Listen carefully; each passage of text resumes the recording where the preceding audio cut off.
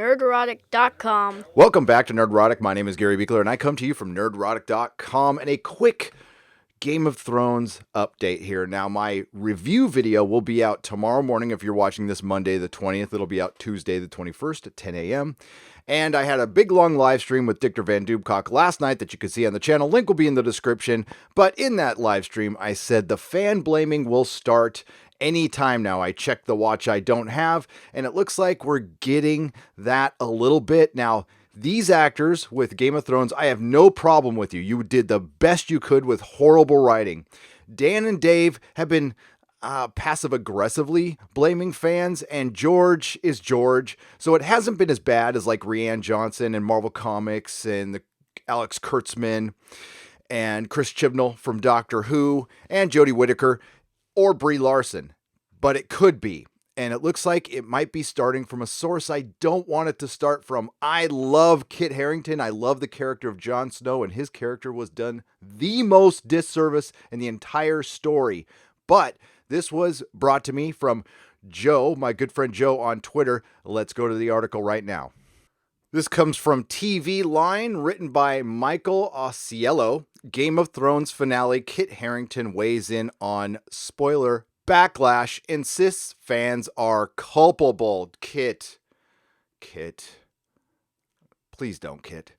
Game of Thrones star Kit Harrington knew the controversy surrounding Daenerys' dark turn in the HBO drama's final season was going to be polarizing, and he has a message for those fans incensed by the character's decidedly abrupt descent into madness. I think it's going to divide, Harrington conceded about fan reaction to Daenerys in the interview with EW.com. That posted immediately following Sunday's series finale, but if you track her story all the way back, she does some terrible things. So did your character.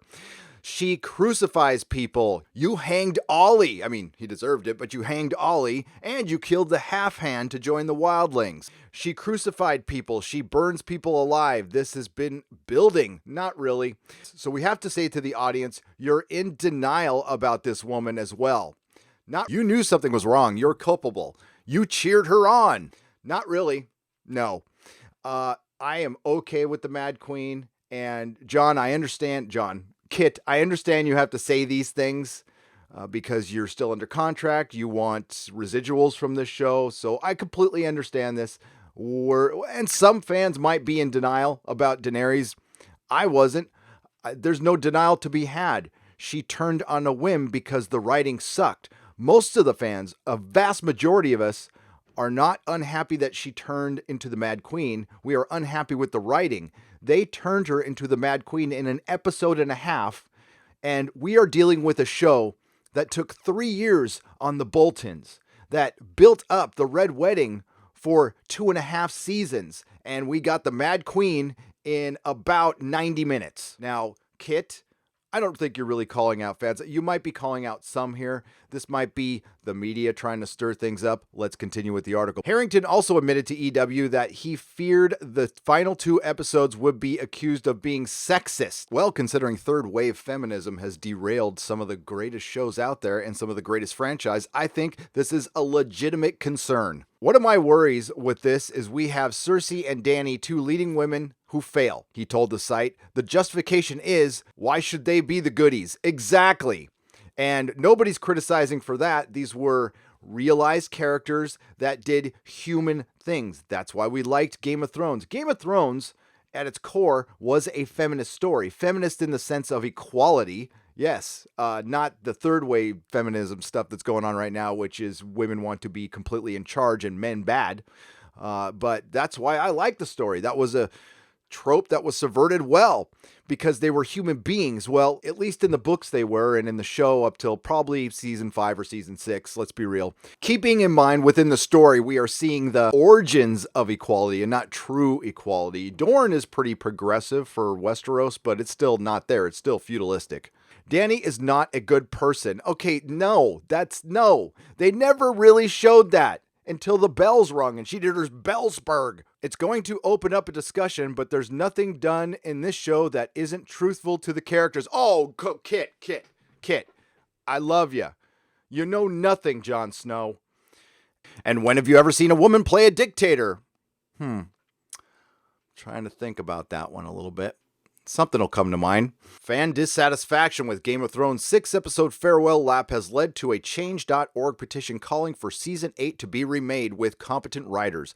The petition currently boasts more than 1 million signatures. Showrunners David Benioff and D.B. Weiss have proven themselves to be woefully incompetent writers, agreed, when they have no source material, i.e. the books, to fall back on. The petition's creator argues in its description, the series deserves a final season that makes sense. Subvert my expectations and make it happen, HBO. The network has not publicly responded to the petition. Well, they're not, because we are not serious about the petition. It is the point. It is a movement. Honestly, I would say sign the petition, and while you're doing that, unsubscribe to HBO, because that'll be the only thing that truly gets their attention. Earlier this year, ahead of the Season 8 premiere, HBO president Casey Blows, I'm just going to say Casey Blows, expressed confidence that the fans would be satisfied with the finale of the season. Everything I've seen makes me very, very confident that this is a season fans are going to be very happy with. He enthused to TV Line, "It is a dramatically and emotionally thrilling way to end the series. I believe it will live up to the very high expectations." Life comes at you fast, son. Life comes at you fast. Well, this is only the beginning of what I'm going to call the fan lash. I'm sure somebody's used that term before. Creatives lashing out at fans when their work is not received well. Hey, that's the dice you roll when you make a creative work and when you mail it in. And this was obviously rushed and just completely mailed in. I know some argue that this is Dan and Dave's very best effort. And man, if it is, woo, Star Wars fans, I feel real bad for you. Poor Star Wars fans. Oh my God. You guys have just been through so much crap lately. You do not deserve this. I think our friend on Twitter, Graham Strauss, said it best how I feel about this series. I try to take a positive out of everything.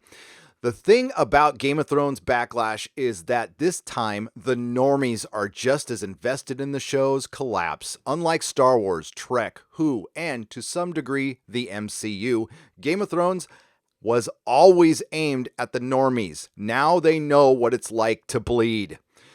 Graham, well said. One of the best tweets I have read that really sums up what's going on with Game of Thrones. Now the normies know what we feel like. Empathy. It's a word that's it's been thrown around Hollywood lately. I think they just learned it. They don't really know what it means. It's just this word that they heard that it's something about like liking people and being nice. It's not like that. I don't know if they're capable of feeling empathy. And normies, I don't mean to judge you. You make the world go around. You are hardworking people. You don't got time for this internet crap. We understand. And yes, Game of Thrones was a Song of Ice and Fire for normies. But it was a cut above for such a long time. And part of the frustration we book snobs, a Song of Ice and Fire book snobs have, we know what you're missing, and not everybody's going to read the books. I'm going to make a couple of videos that are dedicated to singular characters that I thought were really done a disservice in the show, and I just want to show you, from my perspective, why they were great characters in the book and kind of show you what you missed, and maybe it'll get you to read the books. Now, I don't know if I could honestly recommend them, though, because we're not sure they're going to finish, but you might want to try it. It's completely up to you. If you are into picking up a book series that might not finish, go for it. It really is good. It really is entertaining. I love A Song of Ice and Fire, but my watch has ended with Game of Thrones. My review will be out tomorrow morning if you're watching this on Monday the 20th at 10 a.m. I am just about to start a live stream right after you see this video. Again, if you're watching it on the 20th. If not, then go back and look at the live stream, or better yet, I will link it in the description. Please go to nerdrotic.com for my live stream schedule. Everybody have a great day, and may the free folks sing songs of your greatness.